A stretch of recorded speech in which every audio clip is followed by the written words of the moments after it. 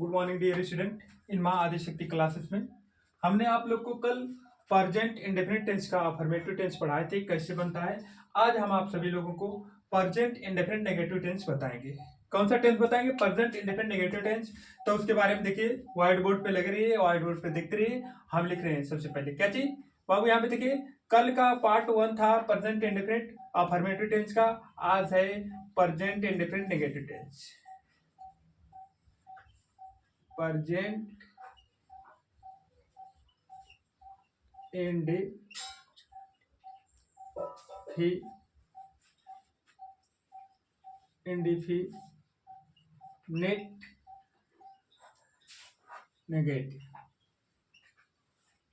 Negative tense. यहाँ पे आप लोग को ऊपर बोर्ड पे स्पष्ट हो रहा होगा, लिखा गया परजेंट इंडेफिनिट नेगेटिव टेंस यानी नकारात्मक। क्या चीज? नकारात्मक। तो इसके लिए स्ट्रक्चर देखिए, सबसे पहले इसका स्ट्रक्चर क्या होगा? नेगेटिव का मतलब होता है नहीं, तो यहाँ पे स्ट्रक्चर बना रहे हैं सब्जेक्ट प्लस डू या does plus not plus verb का first form plus object plus other. ठीक बाबू। और यह निगेटिव के लिए है, लेकिन इसमें अगर नेवर हम यहाँ पे लिख दें, क्या चीज? नेवर, तो हमारा सूत्र गलत हो जाएगा। क्या हो जाएगा? गलत हो जाएगा। तो नेवर के लिए नहीं है। किसके लिए नहीं है? नेवर के लिए किस नहीं है, तो यहाँ पे लिख देते हैं ओनली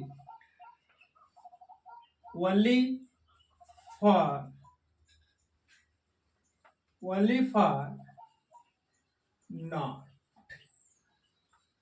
के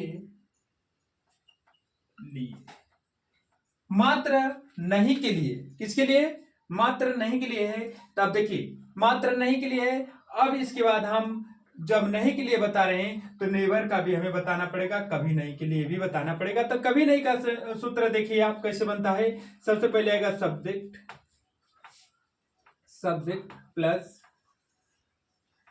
subject plus never plus verb plus es या es plus object plus other. ठीक, ये किसके लिए है? ऊपर वाला ओनली फॉर नॉट के लिए है, ये ओनली फॉर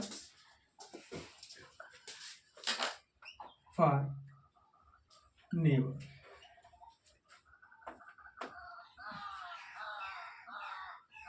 नेवर के लिए। किसके लिए बाबू? ओनली फॉर नॉट के लिए, ओनली फॉर नेवर के लिए। तो दोनों स्ट्रक्चर आपके सामने बन के तैयार हैं। ये वाला स्ट्रक्चर नेवर वाला आप कह सकते हो कि जो प्रेजेंट इंडेफिनिट अफर्मेटिव टेंस का सूत्र था सिंगुलर सब्जेक्ट के साथ, वही वाला एकदम सेम नियम है। सेम नियम उसी को अपनाना है, बस इसमें नेवर को जोड़ देना है। नेवर का मतलब होता है कभी नहीं। क्या होता है? कभी नहीं।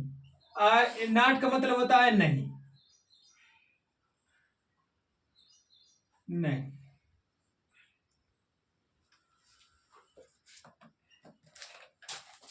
ठीक, दोनों बन के तैयार हो गया। अब इसका एग्जाम्पल लिखिए। एग्जाम्पल बोले, सबसे पहले हम नॉट के लिए एग्जाम्पल बोल रहे हैं, तो इसका लिखिए। वह विद्यालय नहीं जाता है या वह स्कूल नहीं जाता है। वह स्कूल नहीं जाता है। वह स्कूल नहीं जाता है, तो इसको लिखिए he does not go to school। Right. जो डज है सिंगुलर सब्जेक्ट के साथ काम करेगा और जो डू है ये प्लूरल सब्जेक्ट के साथ काम करेगा। तो हमने सिंगुलर सब्जेक्ट हमारा क्या है, ही है। क्या चीज है, ही। इसके अनुसार हमने डज का प्रयोग किया। अगला एग्जांपल देखिए, अगला एग्जांपल बोले हम नहीं पढ़ते हैं। हम नहीं पढ़ते हैं। हम नहीं पढ़ते हैं, वी डू नॉट रीड। ये भी बन के तैयार हो गया। चलिए दूसरा लिखिए, इसको मिटा दें। आप लोग उतार लीजिए, इसे मिटा देते हैं और एग्जाम्पल इस पे देते हैं। ये दोनों एग्जाम्पल जो हैं ये नाट के लिए हैं, ऊपर वाले सूत्र के लिए हैं जो यहाँ पे लग रहा है, इसी पे लग रहे हैं, ना कि इससे लग रहे हैं। इसका अभी हम आपको बताएंगे।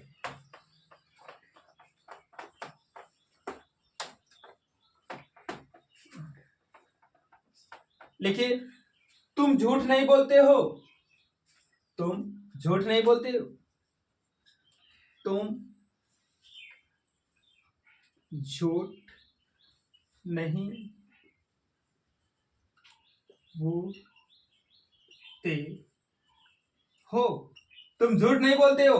You do not tell a लाई।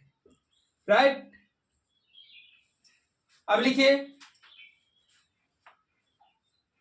सुनील नहीं पढ़ता है या सुनील नहीं खाता है। देखिए,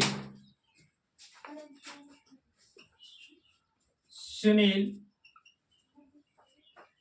नहीं पढ़ता है। सुनील सुनील डज नॉट, क्या चीज, नॉट रीड। राइट। दोनों आपको सूत्र मिल गए, यानी इसमें कम से कम 4 एग्जाम्पल दिए हमने, नॉट के लिए, डू डज के लिए, डू डज नॉट। ठीक। अब इसके लिए हम आप लोगों को देंगे, यानी कभी नहीं को बोलेंगे, ठीक ना। कभी नहीं के लिए बोलेंगे, इसे मिटा देते हैं और इस पे देखते रहिए। चलिए, अब ए वाला नियम खत्म हो गया, इसमें खत्म हो गया, उस पे एग्जाम्पल हमने आप लोग को दे दिए। अब इस एग्जाम्पल पे, इस सूत्र पे हम जो शब्द बोलेंगे इस पे काम करेगा, इसके अनुसार आप लगाइएगा, ठीक ना। हम स्कूल में कभी नहीं झूठ बोलते हैं। हम स्कूल में कभी नहीं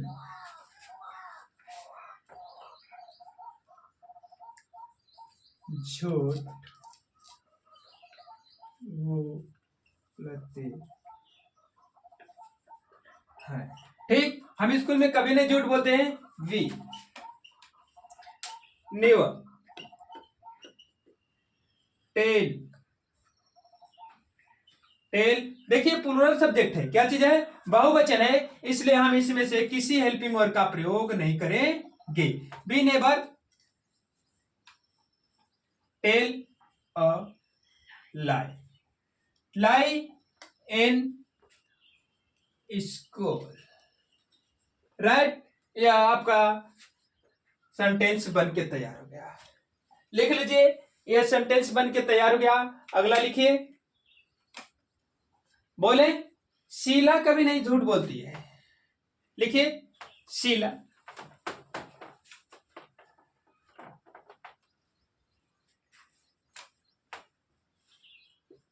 शीला कभी नहीं झूठ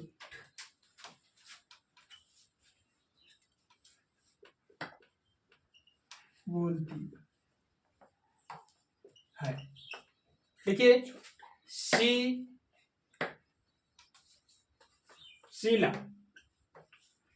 शीला नेवर टेल्स। अब यहां पे शीला सिंगुलर है, इसलिए हमने यस को कर दिया। Sheila never tells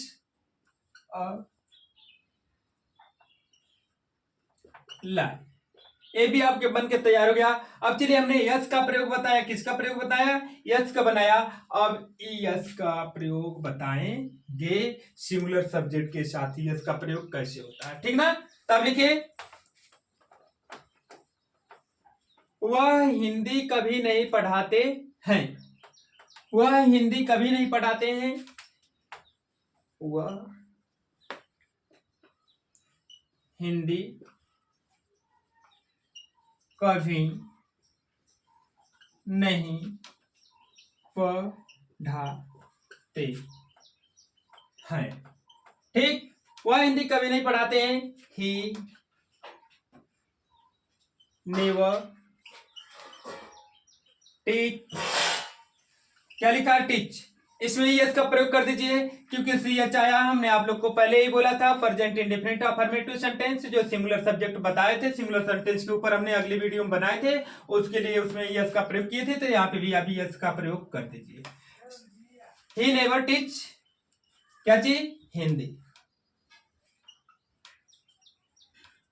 Hindi, right. या आप लोग को हमने प्रेजेंट इंडेफिनिट नेगेटिव टेंस में नहीं का भी प्रयोग बताया, नेवर का भी प्रयोग बताया। यहाँ नहीं लिखा है, नहीं का मतलब नॉट और नेवर का मतलब कभी नहीं, दोनों का अलग अलग करके हमने बताया है। अब अगला एग्जांपल आप लोग पढ़ेंगे, present indefinite interrogative tense. Interrogative का मतलब होता है प्रश्नवाचक। क्या चीज होता है, प्रश्नवाचक, ठीक। इसे मिटाते हैं। चलिए, इंटरगेटिव भी देखिए इसी में।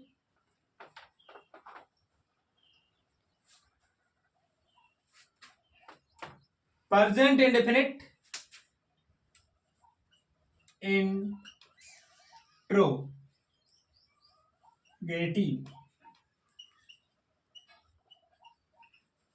Tense. Present indefinite interrogative tense यानी प्रश्नवाचक। प्रश्नवाचक टेंस का प्रयोग बच्चों दो तरह से करते हैं। कितने तरह से करते हैं, दो तरह से करते हैं। हमें जब किसी के बारे में जानकारी लेना होता है, अधूरी जानकारी लेना होता है, जैसे कभी तुम पढ़ते हो, यस तुम पढ़ते हो नहीं। यदि हमें किसी के बारे में पूर्ण जानकारी लेना होता है, संपूर्ण जानकारी लेना होता है, तो उसके साथ हमें किसी न किसी क्वेश्चन वर्ड का प्रयोग करना पड़ता है, किसी न किसी प्रकार का क्वेश्चन का प्रयोग करना पड़ता है। तो क्वेश्चन हमारे भिन्न भिन्न प्रकार के होते हैं, what, where, how much, how many, how long. तो जिस क्वेश्चन का प्रयोग करेंगे उसी के हिसाब से आप हिंदी बोलेंगे, ठीक। और हिंदी वाक्य के अंत में आपको प्रश्नवाचक चिन्ह लगाना अति महत्वपूर्ण है। प्रश्नवाचक चिन्ह इसी को कहते हैं। हिंदी में भी लगाएंगे और अंग्रेजी में भी लगाएंगे। अंग्रेजी में भी लगाएंगे, और यदि कोई क्वेश्चन वर्ड वाक्य के बीच में आया है तो आप सबसे पहले क्वेश्चन वर्ड की अंग्रेजी लिखेंगे। यदि कोई क्वेश्चन वाक्य के पहले आया है तो आप क्वेश्चन वर्ड की अंग्रेजी ना लिखकर आप हेल्पिंग वर्ड का प्रयोग करेंगे सब्जेक्ट के अनुसार, ठीक। देखिए सूत्र इसका, question word plus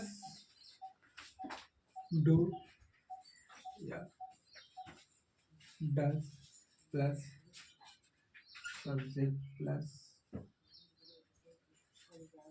word plus plus object plus order plus sickle. इसी से अंग्रेजी में सिकल कहते हैं। क्या कहते हैं, सिकल कहते हैं। तो इसको देखिए, ए तब प्रयोग होगा जब कोई क्वेश्चन वर्ड वाक्य के बीच में होगा। जब कोई QW वाक्य के बीच में हो। अब दूसरा इसका लिखिए,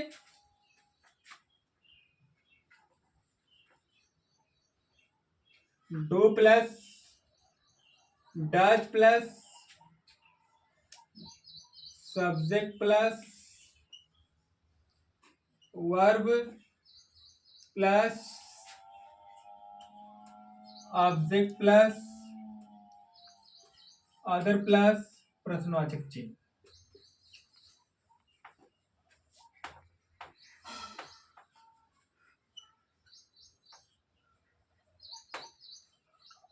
जब क्यू डब्ल्यू वाक्य के पहले हो, जब क्यू डब्ल्यू वाक्य के पहले हो। ठीक, तो हम सबसे पहले आपको इस पे बता रहे हैं, इसका लिखिए, तुम कहां पढ़ते हो? तुम कहां पढ़ते हो, यही है प्रश्नवाचक चिन्ह। देखिए इसी को सिकल कहते हैं, वेयर वेयर। इसे बहुत से बच्चे कहते हैं वेयर नहीं, where where do you read, where do you read. समझ में आया? यदि एक क्वेश्चन वर्ड कहां जो पहले आया है, बीच में आया है, तो हमने क्वेश्चन वर्ड की अंग्रेजी का प्रयोग किया। यदि कोई क्वेश्चन वर्ड वाक्य के बीच में न आकर वाक्य के पहले आता है, सबसे पहले हेल्पिंग वर्ड का प्रयोग करते हैं। जैसे इसमें बोले, क्या तुम पढ़ते हो? क्या तुम पढ़ते हो? एक किस पे लगेगा? ये चीज किस पे लगेगा बाबू? इस सूत्र पे लगेगा, इस वाले पे, इस वाले पे, ना कि यहां वाले पे। तो लगाइए, डू यू रीड, हो गया। यदि आप क्या की अंग्रेजी लिखना चाहते हैं तो लिख सकते हैं, जैसे व्हाट के लिखने के बाद आप तुरंत इन्वर्टेड का, सिंगल इन्वर्टेड कामा का प्रयोग करेंगे। What do you read. यदि सिंगल इन्वर्टेड कामा का प्रयोग नहीं करेंगे तो आपका ये सेंटेंस रॉन्ग हो जाएगा, गलत हो जाएगा। तो जब गलत हो जाएगा, हमको पता चल रहा है कि हम भूल सकते हैं, नहीं लिख सकते हैं सिंगल इन्वर्टेड कामा, तो उससे बढ़िया हम इस क्वेश्चन वर्ड को लिख बने करें, सीधे हेल्पिंग वर्ड का प्रयोग करें। ठीक, अगला एग्जांपल देखिए, मिटा दें।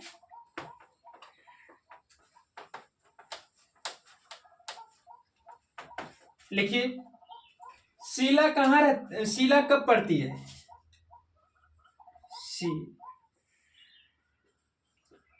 शीला कब पढ़ती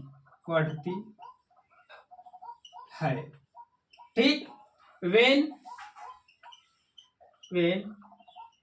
does Sheila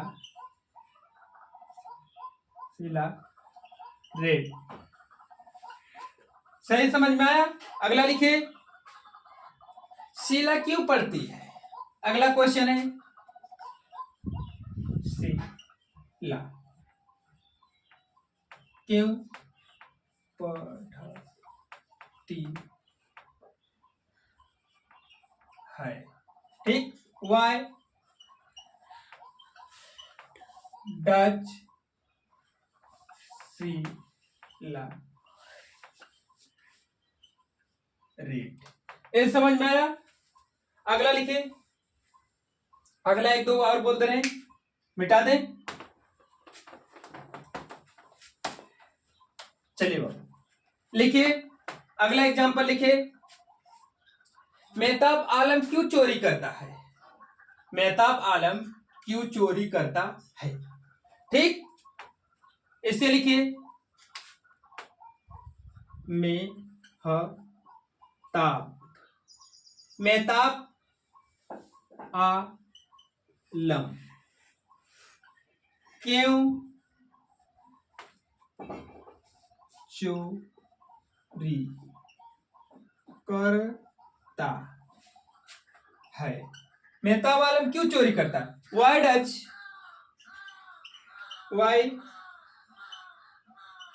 does Y Dutch मेह ता आ लम चोरी करता ना स्टील STAL ये आपका यहाँ पे ए भी बन के तैयार हुआ। तो बच्चों आज का हम 8th क्लास को रोकते हैं। Thank you so much. और अगले वीडियो कल हम आपको लेकर आएंगे present indefinite interrogative negative tense. Thank you so much.